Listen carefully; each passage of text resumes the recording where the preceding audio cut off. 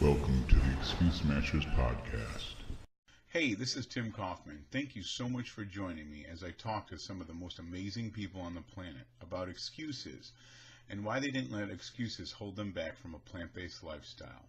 So sit down, buckle up, and hang on as my guests show you how to Smash excuses.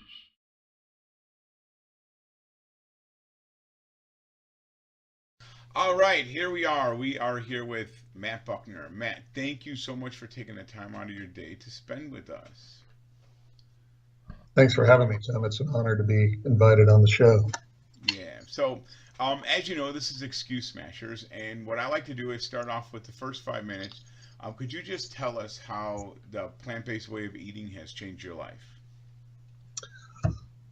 Yeah, in 5 minutes. Okay. I think my story's pretty similar to a lot of people where I was always fairly healthy and athletic growing up. And then once I started getting older, especially when I hit 40, started putting weight on that I couldn't seem to take off. And then every year the visit to the doctor was just more bad news. I started becoming concerned with my blood pressure, and then would, give me the chance to, hey, I need to put you on medication unless you can lose some weight and bring your blood pressure down. So of course I'd leave the office motivated and hit the gym and watch what I ate, and then, go back 6 months later and I'd gain more weight and my blood pressure was worse. And it was really frustrating no matter what I tried, until finally, I was on 4 different types of medications for cholesterol, for blood pressure, for chronic back pain, for you name it, for acid reflux. And so taking all these pills, and I was just kept gaining weight until I think, the pills kind of enabled me, I guess, to where once I accepted the fact that I needed to take these meds to keep me alive, to keep me from having a heart attack and out of the hospital, then it almost kind of flipped a switch in my brain that I didn't have to care that much anymore because the pills did exactly what they were designed to do. My blood pressure stabilized, my cholesterol got to a normal level.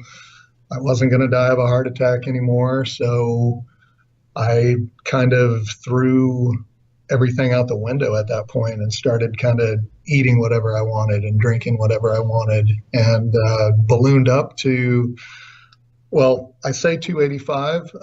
I just stopped getting on a scale when I hit 285. So I'm sure I got way over 285, but there's no documentation of that. I made sure of it. And it was frustrating though, because I was begging for help.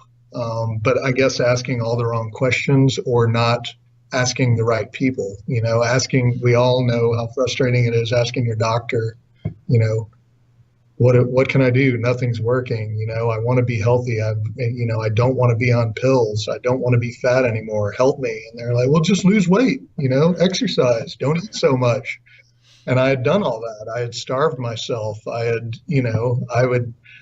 I would not eat anything for 2 days and gain 5 pounds. Yeah, I would, and I would always think that I was eating healthy, but I eat vegetables. I eat lean meat. I eat, I low fat cheese. I'm doing everything right, aren't I? It was just frustrating. And so finally, really out of desperation, found, the book. Actually, a friend had recommended that I read Finding Ultra a year before I read it, and when I finally read it, I remember starting it on an airplane and immediately kind of recoiling, like, oh man, this guy, sounds like he's a vegan or something. I don't know if I want to read this book, but it was kind of, his story really was on point with exactly where I had been when my health started to fail, and had kind of had some similar experiences. And so it resonated with me. And at that point, I was really desperate. I was willing to try, things a lot more dramatic than, eating plants. I probably would have put leeches on my body if you would have told me that I could get skinny.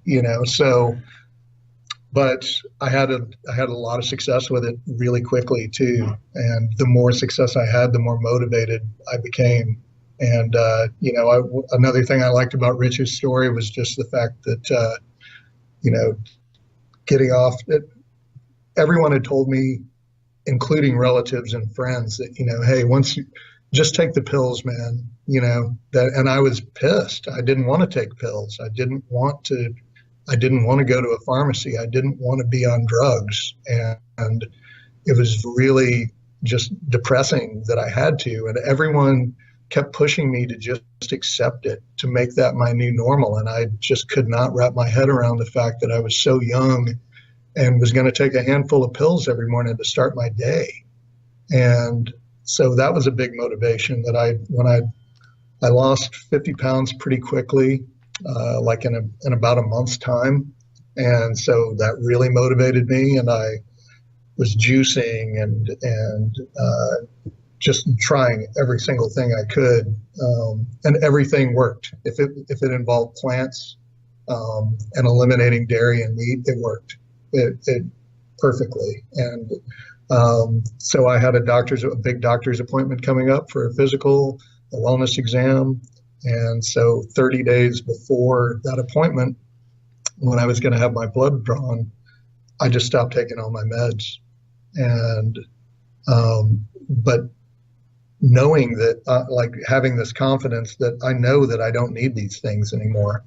And so when I went to the doctor, and he saw me and saw how much weight I lost, and was like, "Oh my God, this is incredible. How'd you do it?" And of course I told him, and he was like, his eyes kind of rolled, but he was still really happy. And then he started going through my blood work, and cholesterol, perfect, blood pressure, normal, check, check, check, check, check. And he kind of stopped for a minute and looked at me and he goes, "Are you still taking your meds?" And I said, "No, I stopped all of them." And he just got this grin on his face, like, "Good, because I was going to tell you to quit taking them if you hadn't already." So, and that was from there, it's been more the same. I mean, I've had the setbacks and complications that everyone's had when you do this lifestyle, but really it was, the same mistakes that we all make, or the same wrong turns that we make, where it's like, oh, it's vegan, it's got to be good for me. You go to Whole Foods and you see a whole aisle of stuff that's vegan, it's healthy, and then you gain 10 pounds accidentally and wonder why. And so you kind of reverse course, get back onto the whole food aspect of it. And a lot of that actually was this past January with just when Rip's book came out, the Engine 2 Rescue Diet. And, Josh LaJohny spoke on, did a podcast for him on that. And I met Josh that same day that he did that podcast on for the rescue diet, and went on a run with him. Yeah, and awesome. And then I did that diet and lost another 30 pounds that I didn't even think I needed to lose, kind of effortlessly, just by eliminating fat and doing the caloric density method that we all know and love now. And it just really was kind of a next level thing for me to really dial it in, that felt really good. It felt really natural, that I wasn't depriving myself or counting calories it was easy. It wasn't hard. It was like, I'm going to have 2 pounds of potatoes for dinner and feel really full. And I'm going to lose 5 pounds this week by doing that, So how much weight have you lost since you went plant-based?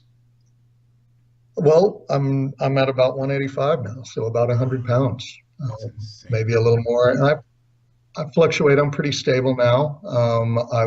For the first plateau I hit was around the 210, between the 210 and 220 mark. I kind of floated between 210 and 220, and was really happy being there. But still, had a little belly flab that I wanted to lose, and my blood pressure could have been a little better than it was. So, just doing the no oil thing and focusing on caloric density. Right. I've been able to. It seems more natural now, even though I'm lighter. So at 185, I I rarely when I got below 200, that was a big day. Obviously, Yeah. 199 was cause for massive celebration. But when it kept going, I was in uncharted territory because I hadn't. There was no plan at that point. There was, and even sub 200 was kind of a lofty goal. I thought, I wasn't sure that that was even a normal place for me to be. And once I got it to 199, then the next step was it just kept coming off until I got to 185, and then now I kind of I rarely get below 185. I'm kind of 184 would be the lightest, and then I might go up to 187, then back down. Back That's awesome. And maybe you're off all your meds now? have been since that day at the doctor, That's which has been awesome. almost 4. That will be 4 years November. That's awesome. Um, Congratulations. it, So it's, this show is called Excuse Smashers, and we are here to smash excuses. And yes, one of the excuses that I hear all the time, and honestly, it's probably one of the most common ones.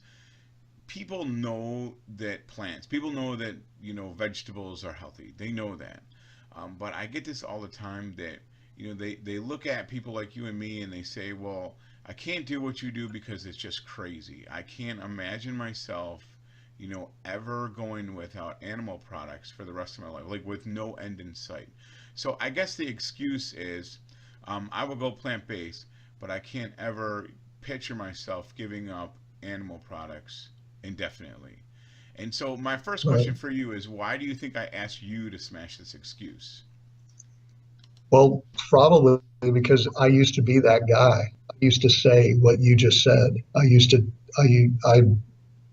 to, it was inconceivable for me to think if you had told me, like, I can guarantee you that you won't have any health problems, just stop eating meat, I would have argued with you to the death. I mean, it was inconceivable to me. I love meat, all sorts of meat. I loved all sorts of dairy. I mean, it was meat and cheese. I was a happy guy. Yeah. And I was, and I still am a foodie. I mean, one of the things my wife Laura and I enjoyed doing a lot was going out to a nice restaurant and having gourmet food and preparing it at home too. It wasn't just going out to eat; it was making it for ourselves. And Right. so that was a big part of what we did socially and what we did together as a couple. And so just the thought of depriving myself of all that, taking all that away from me, I couldn't. That didn't sound like it was almost. It sounds extreme, but it's like, well, I'd rather be dead than have to do that. If I have to give up everything that I love right now, then I don't want to do it. Yeah, And and I would use that excuse too. Like, if you're not gonna be happy, what's the point? Like, what's the point of being alive anyways if that's how you're gonna live? And I get that.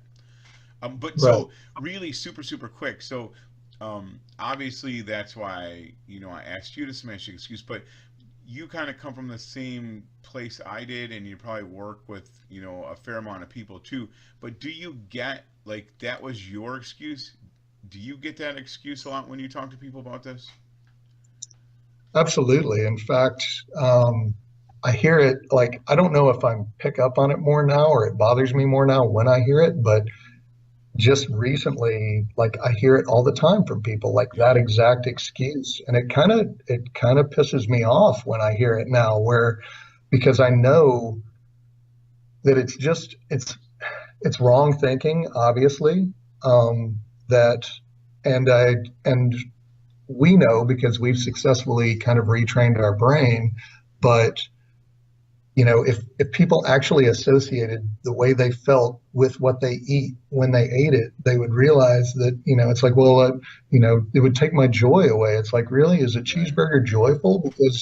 Because if you are in tune with the way your body feels, you kind of feel like crap after you eat it. You get Yeah. tired, you get sluggish, you might want Yeah. to take a nap, and so, and I was definitely that way, but I never associated it with that until until the fog cleared, until I got my health back, until I had freed my gut I kind of rebuilt my gut biome. I think that's another important thing, is that, people think that they're always going to have these cravings, but they stop once Right. and it sounds silly that you hear it when I hear people say that, it's like, yeah, but one day you'll just crave green leafy vegetables, and it sounds ridiculous, but It's of still course good. you do. I mean,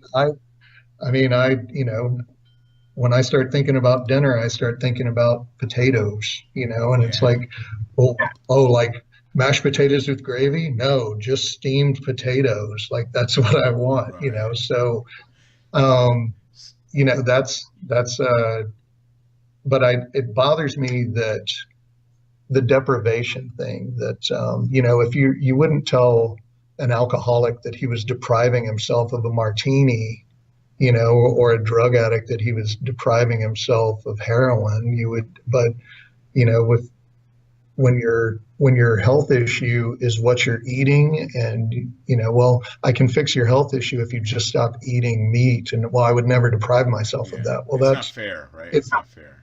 yeah. Well, and if an alcoholic said that to you, you'd be like, well, but you have to, you Right. just have to, Right. Okay, so. so then the next question I have for you is, um, can you give some like specific instances where this excuse has challenged you?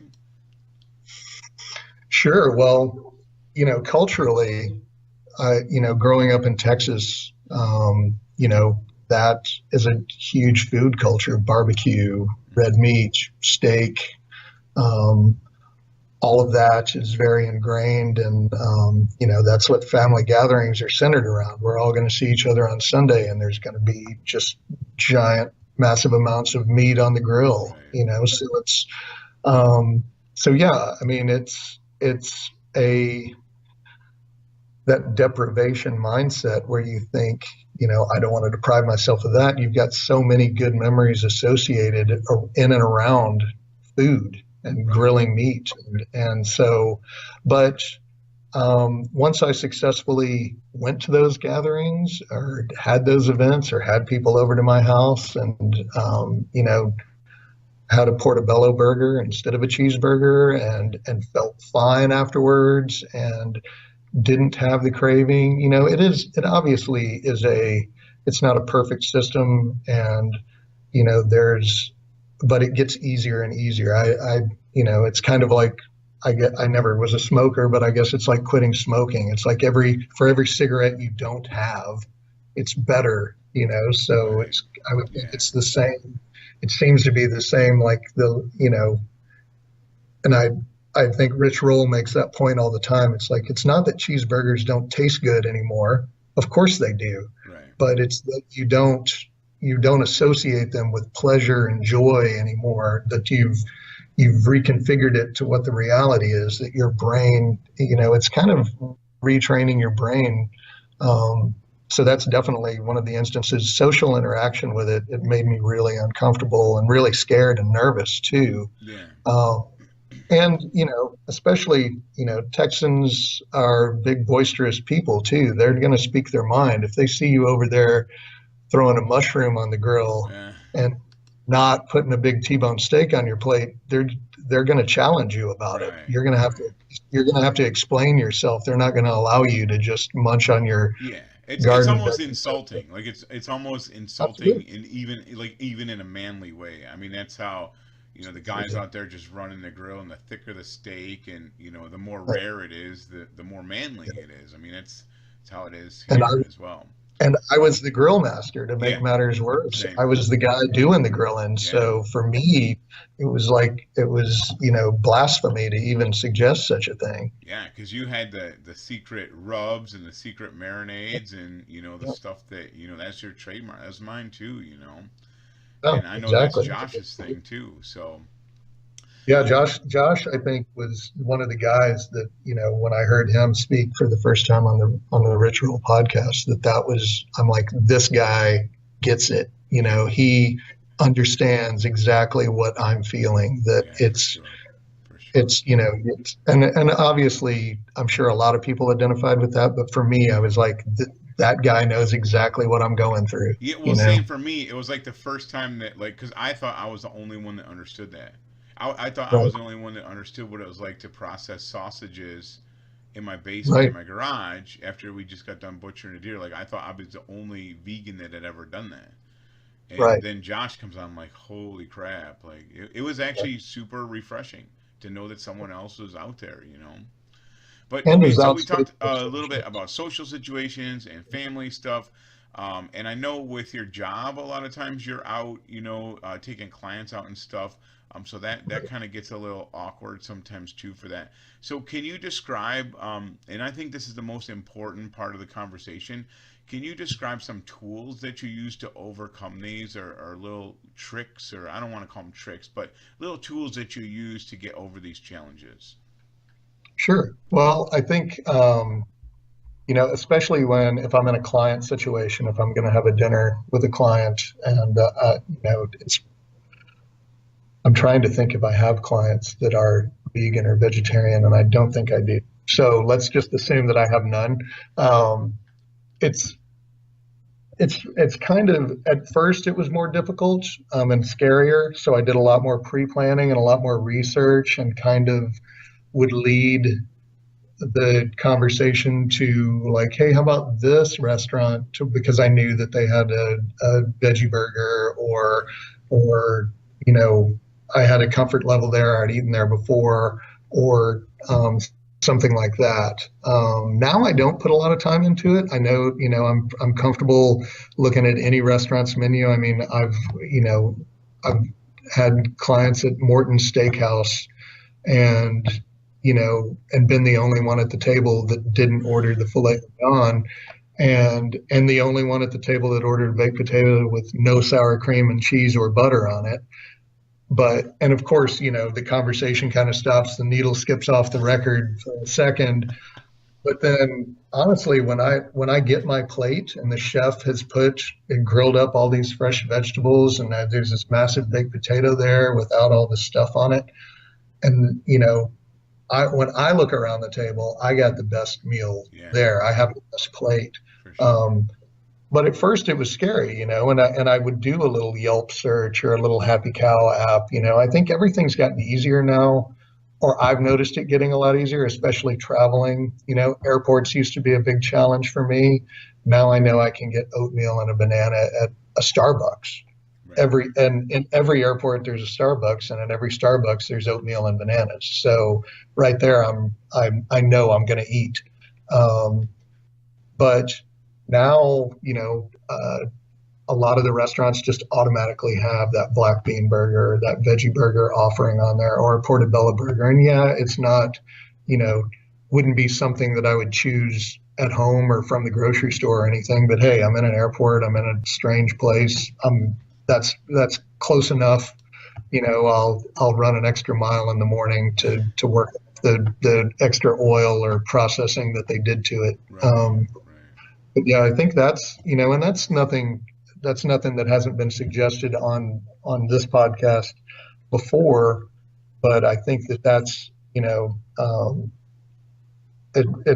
it's comforting to me to hear the same thing more than once from more Yeah, than for one sure. person What when they about say, you know, what about like your mindset to because I know this is a big deal for me, like getting together with my buddies. Even I don't really watch too much football anymore, but when I used to, that was a big meet time, and when we get right. together for hunting and stuff. So how has your mindset changed um, for that?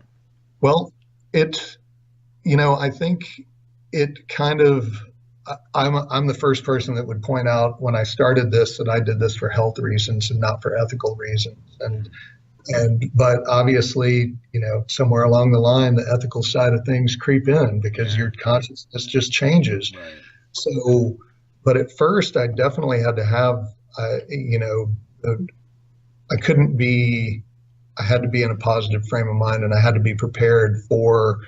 I kind of had to do a little role playing beforehand, especially if it was something like you said, if it was a football game where, the triggers are all around, right, so. And even what I didn't realize that I quickly realized was that I was associating uh, things with those events around food. So and if and so a lot of times for things like that at first, definitely for sporting events and things like that, when there is kind of a food desert going on, I would just pre-eat. I would make sure that I ate beforehand, because I've been, if you're at a football game and you're really hungry, you're going to make some really bad Right. choices Right. really quick. And I would do that today.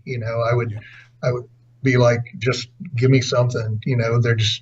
I'm starving and I'm in a football stadium. I'm going to make the wrong decision because I'm just way too hungry. So, the pre-eating for things like that. I used to bring food with a lot more, or make sure I had something prepared a lot more. I don't anymore, just because I know that, you know, every 7-Eleven has some bananas or Yeah. apples in it. Or Josh's trick, a can of beans with a pop top on it at the grocery store or something, things like that. Right. So I'm kind of relaxed, but I think that's it. Just having the mental game plan together, so that the if then statement. If Right. this occurs, this is what I will do. Um, And I that way you think don't I get think caught off guard. sometimes we make a bigger deal out of it than it really is. Like, 'cause I used to get so freaked out when I go somewhere. Like, I would go with my buddies, and we would always go super early in the morning for breakfast. Everyone would get the farmer's breakfast with the piles of bacon and sides of sausage.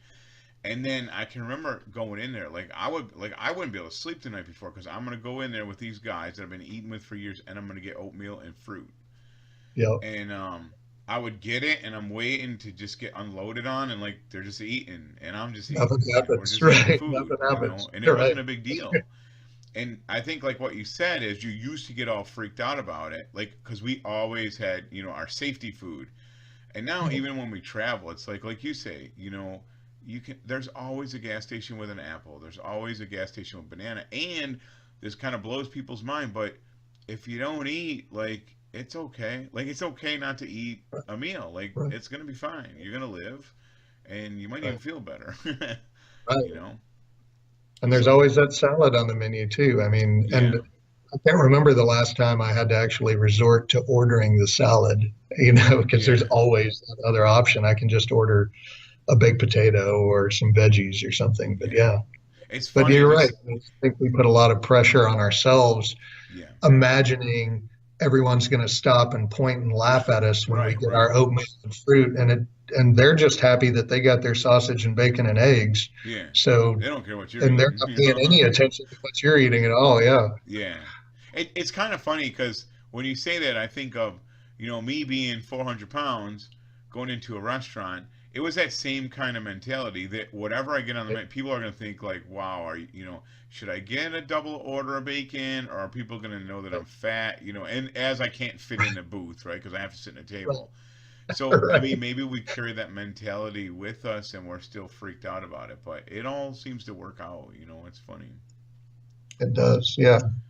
So, can you think of anything else in closing? Any more tools that you use or mindsets? What do you tell someone that says, "I could never just eliminate this stuff out of my diet"? What's like one piece of advice you could give to them? I tell them that used to be me, that I used to be the guy that said that. And if I can do it, they can do it, because there's nothing extraordinary about my story or what I did to change my health. It's easy. I mean, it's almost too easy. There's so many other things that I did to try to reverse my situation that didn't work, that were so much infinitely harder, Yeah, and they didn't work, that this was just a no-brainer. It was almost like I didn't believe, whether you believe it'll work or not, it's still going to work. If you yeah, just do it, it works, and that's that the and that's what I think I get frustrated when I hear echoing back the exact same thing I used to tell people. And it frustrates me because I think that used to be me, but I did it. So if I did it, you can do it. yeah. And I think what I'm learning from talking to so many people like yourself, and my goal is to like smash excuses or like steal excuses from people. But I feel like after talking to everyone over and over and over again, that maybe it's not the excuse. It's never about that thing. It's always that you don't want to do it. So I guess Right. maybe I should change the show instead of excuse smashers to just be honest with yourself, because Right. the truth is you can pull excuses from anywhere, but if you're honest with yourself, you don't care enough to want to do this because it works. Like there's no doubt about it, it works. Right. Um, A hundred so percent of the time. yeah, and I think like we know it, we're on this side of it, and so when we hear excuses, we get it's like that's not even an excuse. Right. So Right. it sounds like what you're telling me, like what it feels like most people are telling me that the number one thing is to be prepared, and don't get into a situation that you're not prepared for, and do your homework ahead of time, and have the right attitude and the right mindset. And it sounds like those are the main tools that you're telling people to use. And Definitely. yeah, so it's awesome. I can't thank you enough for being here. I know a lot of people are going to get a lot out of this, and thank you for taking your time out to be here. It was a really cool conversation, Matt. Thanks so much for having me, Tim. I really appreciate it. All right, man. So there you go. That's Matt Buckner. And, he's got an amazing story. He's such an inspirational guy, and he's a beast runner. And I've had the privilege to actually meet him in person when I was down in Tampa. And, I have such a cool life to be able to meet all these amazing people. And, honestly, my life is better because I call Matt Buckner my friend. And it's just so nice to be able to talk to people that, are like-minded and they understand. And I love the excuse that he smashed because I hear this all the time. And I get it. I get it. I've been there. How could you possibly think that you could go the rest of your life giving up animal products? Like, how could you not eat meat till the day you die? And no cheat days, none of that stuff. And then, the cheat day thing, that's like oh man, we got to do a show just on that. But, I think Matt would agree that when you're on the other side, the question kind of becomes is, why would I ever want to eat animal products when I understand what they did to me? Why would I ever want to do that for the rest of my life? And it's hard to see when you're not on the other side, and I get that. But maybe instead of looking at how could I spend the rest of my life doing something, maybe the way to look at it is how can I spend today, this moment, doing something. Hey, habits are hard to change, but once you change them and you get them locked in, it's just who you are. It's part of who you are. It's your life. So I guess at the end of the day, we've heard so many people say that, if they can do this, anybody can do it. And Matt, we didn't talk about this, but his job, he travels, he has to entertain clients for dinner, and he's doing this, and never once has he looked back. He never feels deprived. And I don't know of anyone that I talk to that actually feels deprived of something. Looking back, the only thing I was deprived of before is life. I had no life at all. I was deprived of life. So I'm glad I don't consume animal products, and I know Matt is too. So when somebody comes to you and says, I just can't see myself doing this the rest of my life, you tell them that after you talk to Matt Buckner, you would say that this excuse is Smash.